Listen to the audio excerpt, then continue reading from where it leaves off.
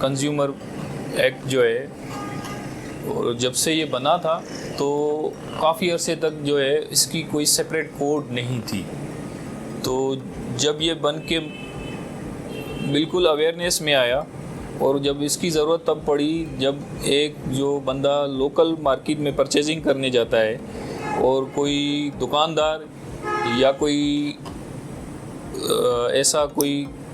Franchise जिसको हम franchise बोलते हैं, जिसे वो भी दुकानदार की डेफिनेशन में आते हैं,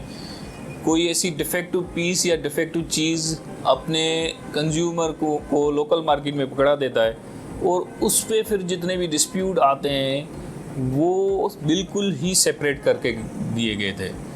इसलिए सेपरेट किए थे क्योंकि वो छोटे छोटे पेटी इश्यूज़ होते हैं कि भाई मैंने ये चीज़ ली थी, उसकी एक्चुअल प्राइस ये थी, और आपने ये चीज़ दी है उसकी वारंटी भी थी, अब ये आप वापस कर दें या चेंज कर दें, इसमें ये डिफेक्टिव है। तो ये जो सारे जो बर्डन था ये हमारे एक सिविल कोर्ट्स के ऊपर पड़ रहा था।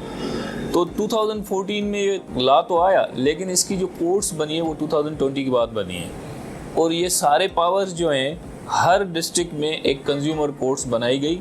और जुडिशल मजिस्ट्रेट, सिविल जज एंड जुडिशल मजिस्ट्रेट को ये एम्पावर्ड कर दिया गया कि इस तरह के जो जितने भी केसेस हैं वो प्लीड करेगा, और इससे काफ़ी फ़ायदा हुआ है।